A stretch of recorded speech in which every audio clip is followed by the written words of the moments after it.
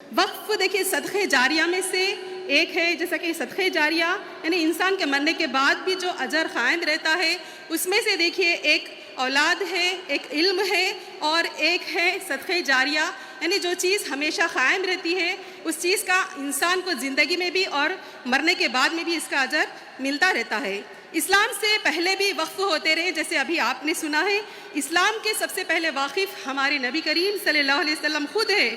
آپ نے اپنے پاس سے پیسے ادا کر کے اس زمین کو خریدا تھا جو مسجد نبوی جہاں پر بنی، اور اس کے بعد حضرت عثمان رضی اللہ تعالیٰ عنہ سے فرمایا کہ آس پاس کی یعنی اس سے متصل جو زمینیں ہیں اس کو خرید کر اس مسجد نبوی کی توسیع کیجیے۔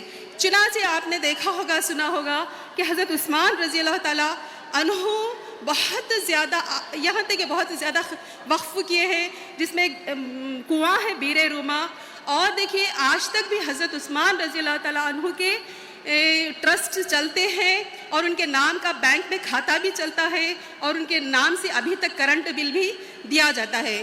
اس کے بعد ہم حضرت عمر رضی اللہ تعالیٰ عنہ کے تعلق سے بھی ہم دیکھیں گے، جب خیبر فتح ہوا تو حضرت عمر رضی اللہ تعالیٰ عنہ کو ایک بہت بڑی زمین ملی۔ آپ اس کو اللہ کی راہ میں دے دینا چاہ رہے تھے، لیکن آپ صلی اللہ علیہ وسلم نے جب مشورہ کیے تو بتایا آپ صلی اللہ علیہ وسلم کہ اس کو اللہ کے نام پہ روک دو اور اس کے فائدے کو فی سبیل اللہ کر دو۔ لن تنالوا البر حتی تنفقوا مما تحبون، جب یہ آیتیں نازل ہوئی، اس کا مطلب یہ ہے کہ تم نیکی کے درجے کو پہنچ ہی نہیں سکتے جب تک کہ تم اپنا پسندیدہ مال اللہ کی راہ میں خیرات نہ کر دو۔ اس بنا پر صحابہ کرام کی کثیر تعداد نے اپنے مالوں کو وقف کیا ہے، جن میں سے حضرت ابو طلحہ نے اپنا قیمتی باغ جو انہیں بہت زیادہ پسند تھا، باغ بیرہا، اس کو اللہ کے نام پہ وقف کر دیا۔ اللہ چاہتا ہے کہ بندے خرچ کرے۔ اسلام کی خصوصیت ہے کہ اپنے ماننے والوں کو دنیا اور آخرت میں کامیاب دیکھنا چاہتا ہے۔ اوقاف میں دنیا خرچ کرنے کا سلیقہ سکھایا گیا ہے۔ چنانچہ جابر رضی اللہ تعالیٰ عنہ فرماتے ہیں کہ میں کسی صحابہ کو ایسا نہیں پاتا، مہاجرین ہو چاہے انصار ہو، جنہوں نے اپنی جائیدادیں وقف نہ کی ہو۔ یعنی آپ یہ بھی ایک معلوم ہونا چاہیے کہ مہاجرین حالانکہ قلیل تعداد میں ہونے کے باوجود 70 مہاجرین سے وقف ثابت ہے، یعنی احادیث ملتے ہیں کہ 70 مہاجرین نے اپنی جائیدادیں اللہ کے نام پہ وقف کی تھی۔ دیکھیے وقف شریعت ہی کا حصہ ہے۔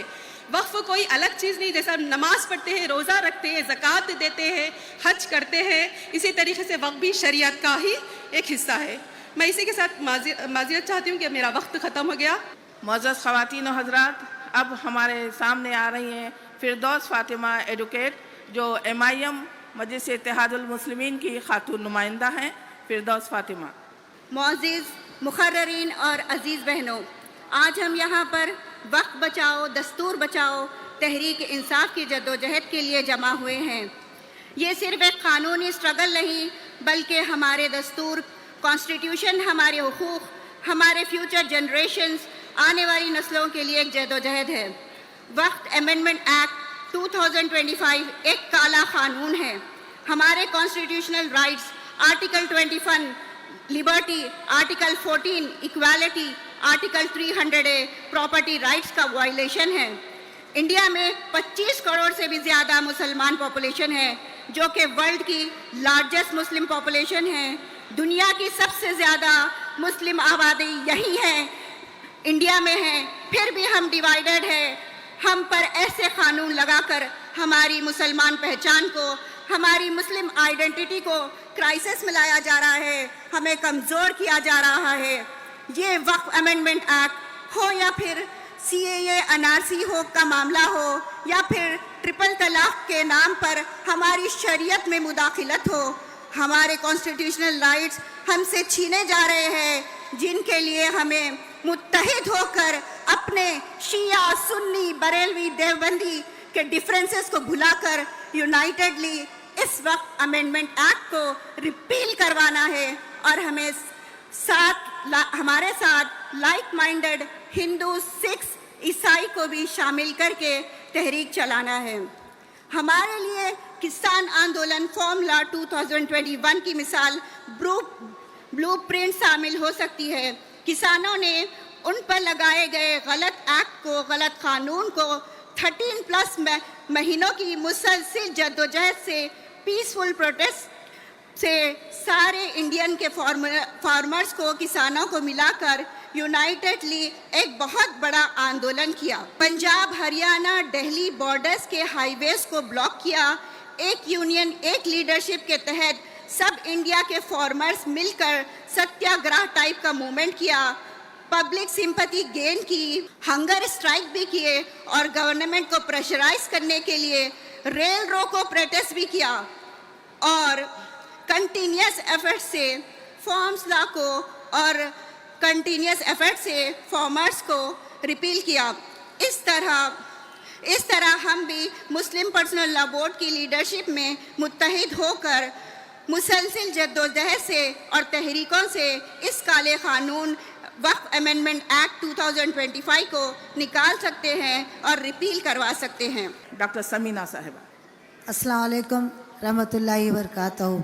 सदर मुस्लिम पर्सनल लॉ बोर्ड मौलाना सैफुल्लाह साहब और बैरिस्टर असदुद्दीन अवैसी साहब और हमारे दीगर मुक़र्ररीन और हमारे प्यारे बहनों जो अपना कीमती वक्त निकाल के आप लोग यहाँ जमा हुए हैं, बहुत खुशी की बात है कि वक्फ के बिल के लिए आप लोग भी हमारे साथ हैं। हमको साथ होना चाहिए क्योंकि ये हमारा काले क़ानून को हम सब मिलके अगर फ़ाइट करेंगे तो इंशाल्लाह कामयाबी होगी।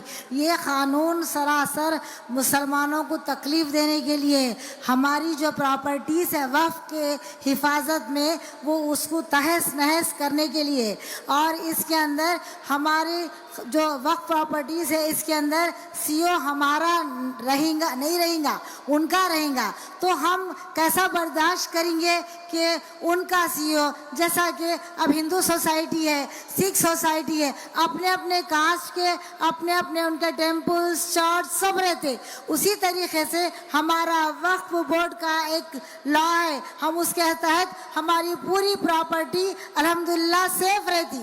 तो सिर्फ और सिर्फ हमको तकलीफ़ देना और परेशान करना और मुसलमानों को इसकी अजियत देना ताकि हम परेशान रहें, इंशाअल्लाह हम बिल्कुल हमारे दायरे में रह के और पूरी यूनिटी के साथ और सब एक हो के, जिस तरीके के हमारे पूरे जो भी फ़िरक़े हैं हमारे मुस्लिम, शिया, बैरवी, सब एक हो जाएंगे और एक ही मैदान में हो के इंशाअल्लाह हम फाइट करेंगे और ये क़ानून को जो है ना हम लागू होने नहीं देंगे। मगर हम जो भी कर रहे हैं हमारे क़ानून के दायरे में रह के कर रहे हैं, हम कोई भी गैर ज़रूरी ऐसी कोई हरकत नहीं करेंगे जिससे क़ानून परेशान हो कि अपने पे कुछ वो करे। तो हम एहतियात से करेंगे इंशाअल्लाह। 25 तारीख को भी जो ह्यूमन चैन है उसको भी कामयाब बनाएंगे। शुक्रिया। अर्शिया यास्मीन साहिबा। ऑल इंडिया पर्सनल मोड की जानिब से वक्फ अमेंडमेंट बिल के ख़िलाफ़ एक ख़वातीन के अज़ीम व शान एहतजाजी जलसा ज़ेर निगराही बैरिस्टर असदुद्दीन अवैसी साहब से और सैफुल्लाह रहमानी साहब से मुनक़्क़द किया गया है। इसका अहम मकसद वक्फ अमेंडमेंट बिल को वापस लिया जाए जो गैर दस्तूरी है और सियाह क़ानून है। जैसे कि बैरिस्टर असदुद्दीन अवैसी साहब ने पार्लियामेंट में हर जगह हर वक्त ये कहते रहे कि ये मुल्क चलेगा तो दस्तूर पर, संविधान के बुनियाद पर चलेगा, किसी शख्स या किसी जमात की मर्ज़ी पर नहीं चलेगा। हम ख़ास तौर पर 2004 से जब से मरकज़ में बीजेपी गवर्नमेंट आई है यही देख लेते आ रहे हैं मुसलसिल कि गैर दस्तूरी, गैर जमहूरी इस्लाम मुसलमानों अक़लियतों के ख़िलाफ़ क़वानीन बनाए जा रहे हैं, चाहे वो बाबरी मस्जिद के ख़िलाफ़ हो या इलाहाबाद हाई कोर्ट या सुप्रीम कोर्ट के फ़ैसलों या कश्मीर से आर्टिकल 310 का हटाई जाना या ट्रिपल तलाक़ के क़ानून हो या उत्तर प्रदेश में योगी हुकूमत की जानिब से मदरसे, मस्जिदें, स्लॉटर हाउसेस, बुलडोज़र कल्चर को लाना, मुसलमानों पर मुजालिमीन करना ख़त्ई गैर दस्तूरी, गैर क़ानूनी और गैर इंसानी अमल है, चाहे गौ रक्षक के नाम पर हो, बेखुसूर मासूम मुसलमानों का कत्ल करना या मुसलमान लीडर्स या कायदीन को झूठे मुकदमे में मुलव्वस करना हुए उन्हें जेल को भेजना। बहरहाल मैं आप लोगों से सिर्फ इतनी गुजारिश करूंगी, जो प्रोग्राम वक्फ बोर्ड के तरफ से हम लेडीज़ को के लिए मुनक्किद किए जाएं तो हमें बहुत ही एक्टिव पार्ट लेकर इस शैतानी अमेंडमेंट को रोकना बहुत ज़रूरी है। अब आ रही हैं मोहतरमा फलक साहिबा जो MIM की खातून नुमाइंदा हैं। एक कौमी मकसद के लिए यहाँ जमा होने वाली मेरी बाइज्जत, बाशऊर और बाहौसला माँ और बहनों, अस्सलाम वालेकुम वरहमतुल्लाहि वबरकातुहू। वो वक्त आ गया है जब खामोशी खता बन जाती है। अगर आज हम कुछ नहीं बोलेंगे तो कल हमारी पहचान मिटा दी जाएगी। वक्फ तरमीमी कानून हमारा वजूद, हमारी विरासत, हमारी पहचान को मिटाने के लिए लाया गया है। हमसे हमारी वक्फ की जायदादों को लूटने के लिए लाया गया है। नरेंद्र मोदी जी के पास उनका डिग्री का सबूत नहीं है, उनका खुद का मैरिज सर्टिफिकेट नहीं है, वो कागजात नहीं है, और वो हमसे 1200-1300 साल से इस भारत की जमीन पर खदीम मस्जिदों और दरगाहों का सबूत मांगेंगे। बीजेपी हुकूमत का ये कहना है कि ये वक्फ तरमीमी कानून मुसलमान औरतों की भलाई के लिए है, उनको एम्पावर करने के लिए है। तो ये वही बीजेपी हुकूमत है ना जिसने बिल्किस बानो की अजमत रेजी करने वालों को रिहा किया था, उनको फूलों से स्वागत किया था। ये लोग बोल रहे हैं कि वक्फ अलल औलाद में मुस्लिम बेटियों को भी विरासत में हिस्सा मिलना चाहिए। तो आज से 1400 साल पहले दुनिया में सबसे पहले इस्लाम ने औरतों को विरासत का हक दे दिया था।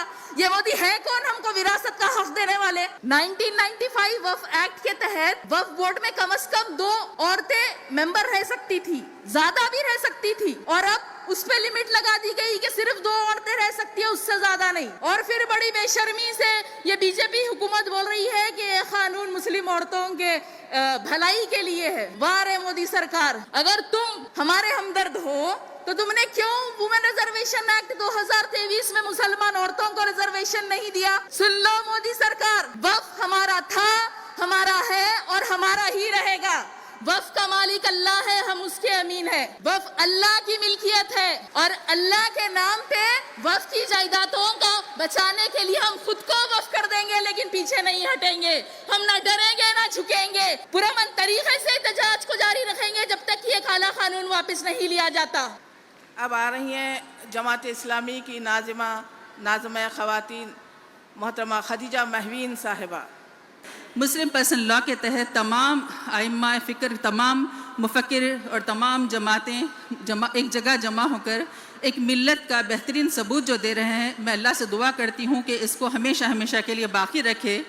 और अल्लाह ताला सूरह हशर में फरमाते हैं कि यकीनन हर कोई देख ले कि उसने कल के लिए क्या तैयारी की है। अज़ीज़ बहनों, बस मैं एक चीज़ आपके गोश गुजार करना चाहूँगी कि वो कौमें इसीलिए नहीं मिटती कि वो अल्लाह को भूल जाती हैं, वो कौमें इसीलिए मिटती हैं कि वो अल्लाह के तालीमात को उसका हक़ अदा नहीं करती। आप तमाम से गुजारिश है कि इस मुहिम को जब तक हम इस महाज को सर करेंगे, इस महाज को कामयाबी के साथ हम इस गाले क़ानून को वापस नहीं लेंगे। आप तमाम से गुजारिश है कि इसको कामयाब बनाने के लिए अपने तमाम वक्त, सलाहियतें, जो कुछ आपसे दरकार है, उसकी उम्मीद है कि आप अपना वक्त हमको देंगे। अल्लाह से दुआ है कि अल्लाह ताला हमारे इस मिशन को कामयाब बनाए। और 2014 क्या ऐसी हुकूमतें आती और जाती रहेंगी, लेकिन असल देखना यह है कि हदफ कौन है। हदफ अगर कमज़ोर लोग हैं तो कमज़ोरों को उठना चाहिए, अल्लाह से ख़ास दुआएं करना चाहिए और उनका मुकाबला करना चाहिए। जैसा कि दायरे में रहते हुए हुकूमत क़वानीन का हम जो सुप्रीम कोर्ट तक इस केस को लेकर गए हैं, तो अपने अपने दायरे कार में रहते हुए हम इसको जिद्दोजहद करेंगे और जब तक वापस नहीं लिया जाएगा हम तमाम एक साथ इस कानून के ख़िलाफ़ लड़ेंगे। जज़ाकल्लाहु खैर। इस दुआ के साथ अपनी बात को ख़त्म करती हूँ कि रब्बी अस्सिर वला तुअस्सिर व तम्मिम बिल खैर। सदक़ल्लाहुल अज़ीम। जज़ाकल्लाहु खैरन कसीरा। जमात इस्लामी की नुमाइंदा हैं मोहतरमा नासरा खानम साहिबा। जैसा कि आप जानती हैं, मरकज़ी हुकूमत ने वक्फ तरमीमी क़ानून को 25 अप्रैल 2025 को लागू कर दिया।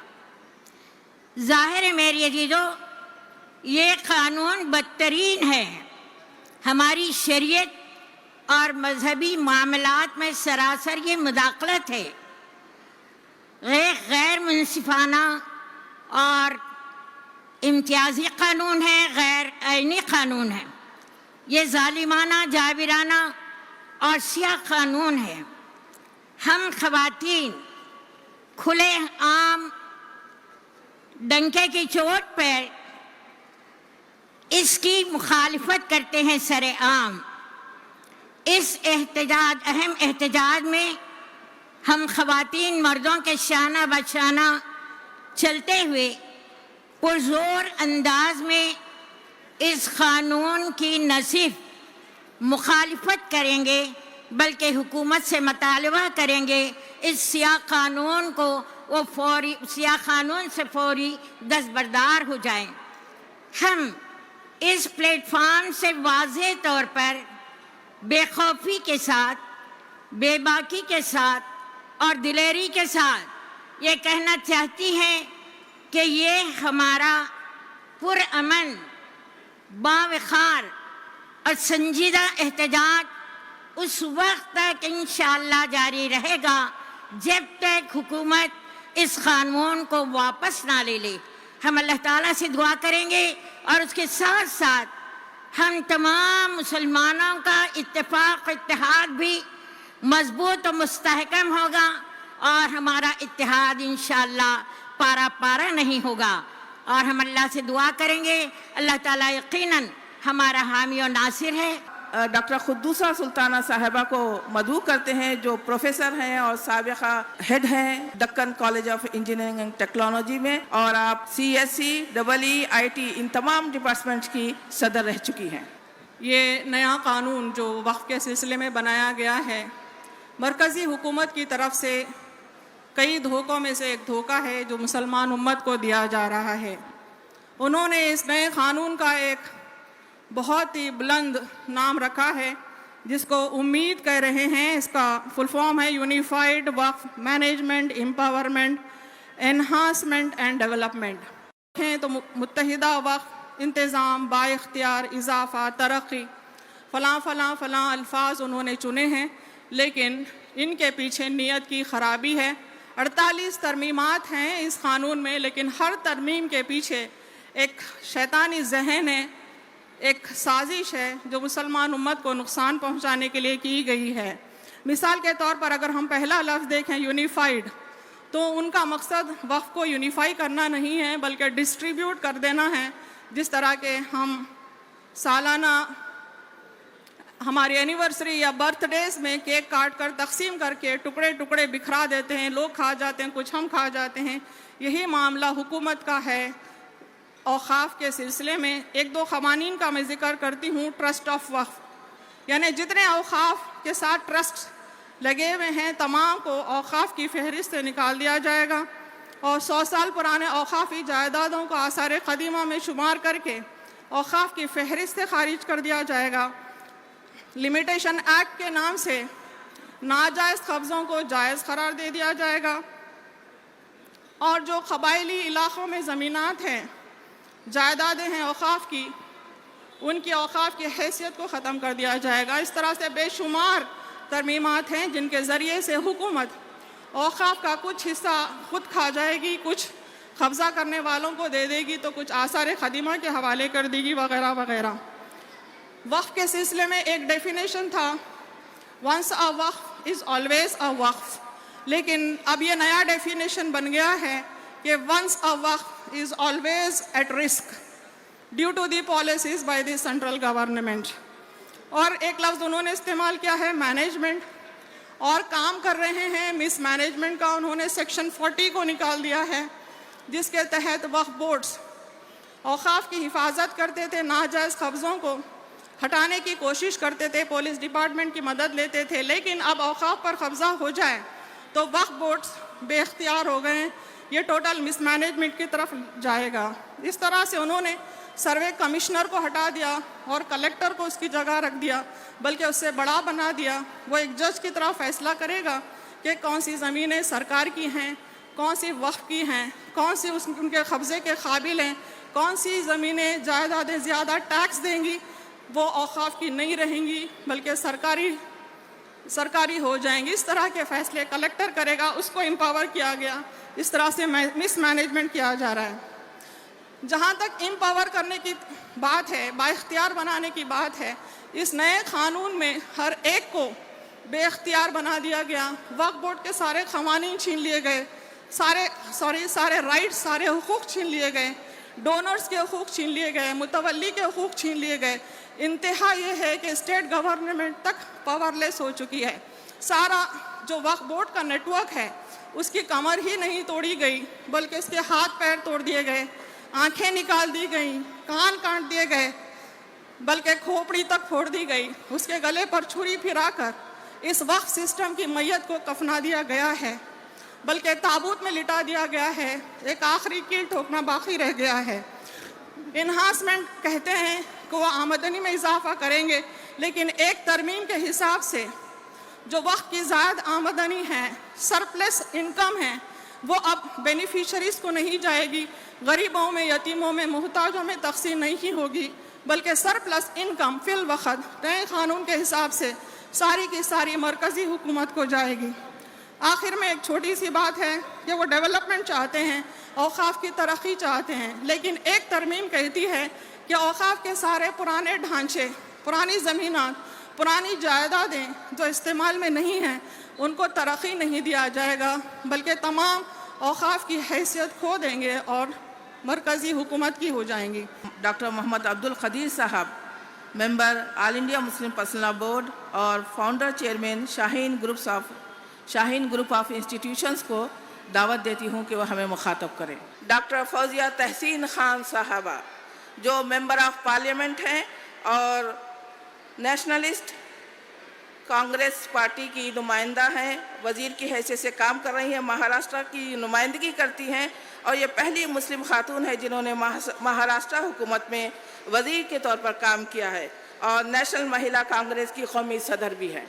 محترمہ ڈاکٹر فوزیہ تحسین خان صاحبہ.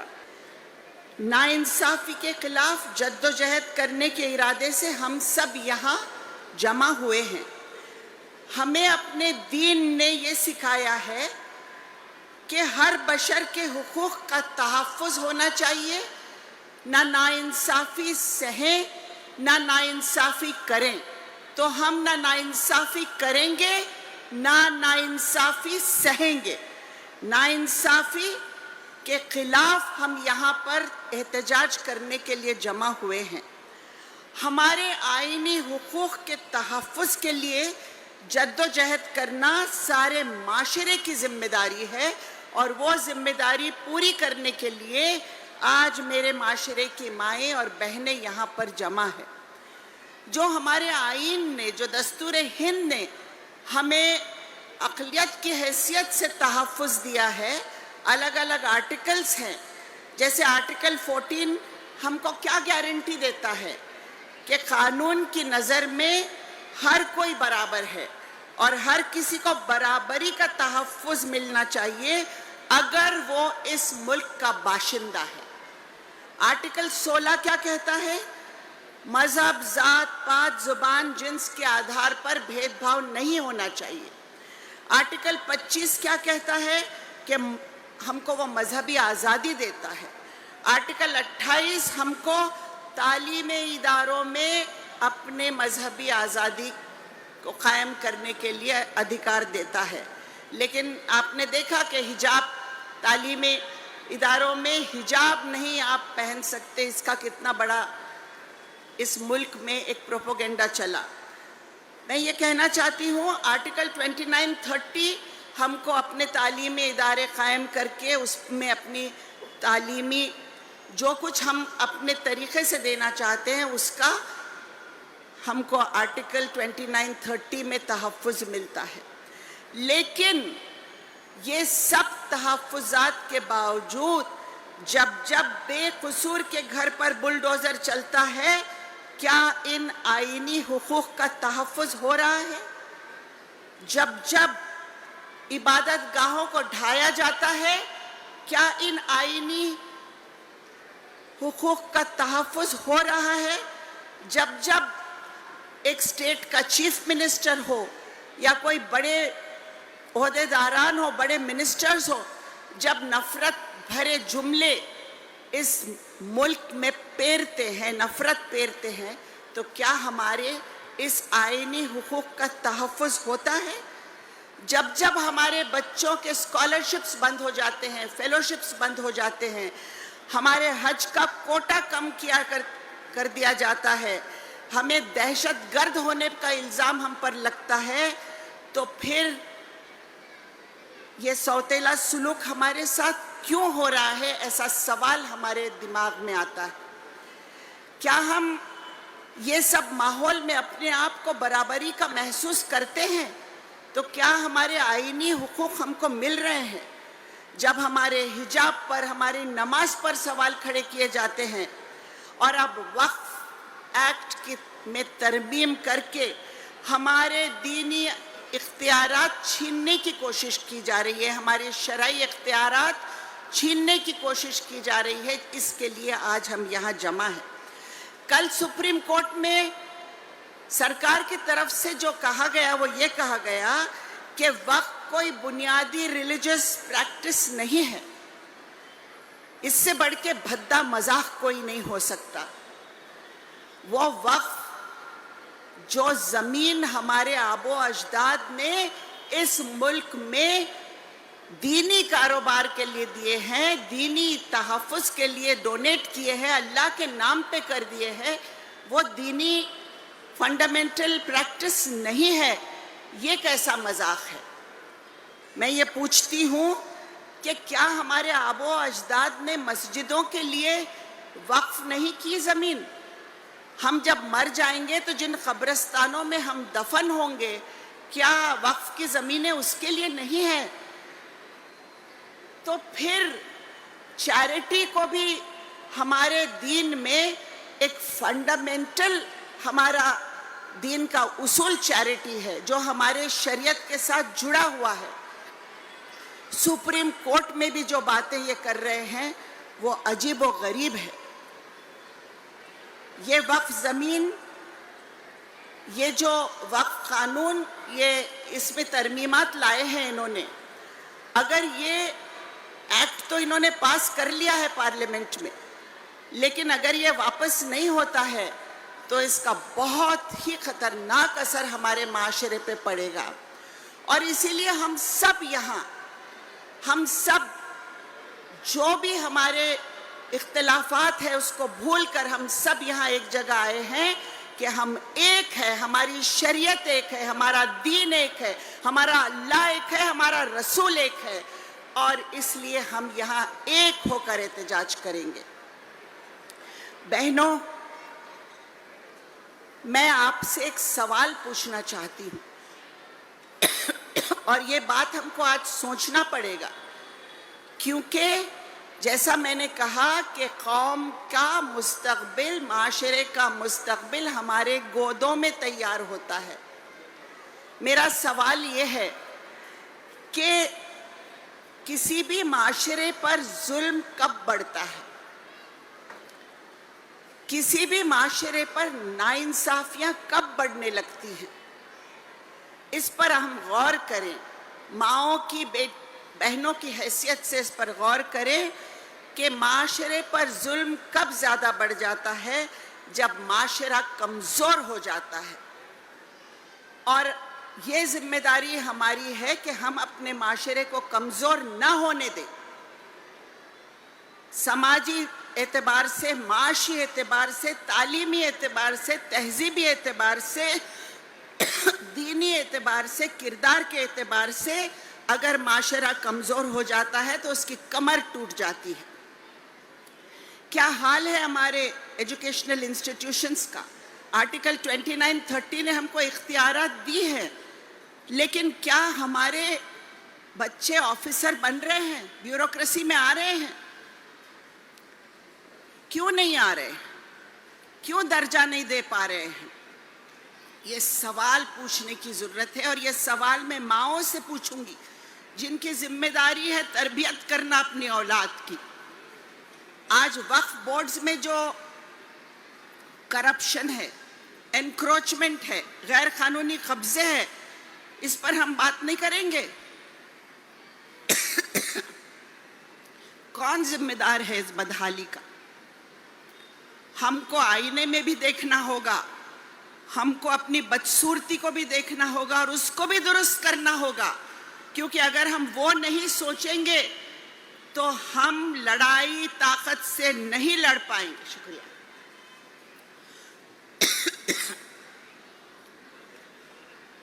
ماں بہنوں کی ذمہ داری ہے قرآن فہمی کریں، سیرت کے راستے پر اپنے اولاد کی تربیت کریں، خاص طور پر بیٹوں کی تربیت کریں۔ بیٹیوں کی تو ہم کرتے ہیں، ہمارے بیٹوں کی تربیت کی ضرورت ہے۔ ان کو محنت کی عادت ہونی چاہیے، ترقی پر جانا چاہیے ہمارے بیٹوں نے۔ لیکن آج ہم ایک الگ تصویر دیکھ رہے ہیں۔ یہ تصویر کو بدلنا بہنوں آپ کا اور ہمارا کام ہے، کیونکہ ہم معاشرے کو تیار کرتے ہیں۔ کہا جاتا ہے کہ ہم 50% ہیں، لیکن باقی کے 50% کو بھی ہم ہی تیار کرتے ہیں۔ بہت بڑی ذمہ داری ہے اور اس لیے ہم نے اس پر محنت کرنی ہوگی، اپنے معاشرے کو طاقتور بنانا ہوگا تاکہ ہم کبھی کوئی ناانصافی کا سامنا نہ کریں۔ خدائے برتر تیری زمین پر زمین کی خاطر یہ جنگ کیوں ہے؟ خدائے برتر تیری زمین پر زمین کی خاطر یہ جنگ کیوں ہے؟ ہر ایک فتح و ظفر کے دامن پر خون انسان کا رنگ کیوں ہے؟ ہم کو یہ رنگ بدلنا ہوگا۔ بہت ہو گئی، غالب صاحب نے کہا تھا بے خودی لے گئی ہے کہاں ہم کو، دیر سے انتظار ہے اپنا۔ ہم کو اپنے آپ کی شناخت کو ڈھونڈنا ہوگا، ہم کو ماؤں بہنوں کو اس معاشرے کو طاقتور بنانا ہوگا، امن کے ساتھ، شانتی کے ساتھ، صبر کے ساتھ کرداروں کو ابھارنا ہوگا، کرداروں کو بلند کرنا ہوگا۔ جاتے جاتے ایک ہی بات کہوں گی، وقف ترمیمی بل کے خلاف جد و جہد میں آپ شامل ہیں، آپ کا سواگت، لیکن ہمارے قوم کے کردار کو بلند کرنے کی محنت ہم کو شروع کرنی ہوگی آج۔ نہ چاقو، نہ خنجر، نہ تیر، نہ تلوار سے، جنگ تو جیتی گئی ہے ہر دور میں کردار سے، صرف کردار سے۔ اور ہمارے معاشرے کا کردار بلند کرنے کی ذمہ داری ہم ماؤں بہنوں کی ہے، ہمیں اس ذمہ داری کو اچھی طرح نبھانا ہوگا۔ شکریہ بہنوں، شکریہ۔ تازہ ترین ویڈیوز کے لیے آپ ہمارے چینل کو سبسکرائب کریں اور دیکھتے رہیں پیغام ٹی وی۔ پیغام ٹی وی، آواز آپ کی،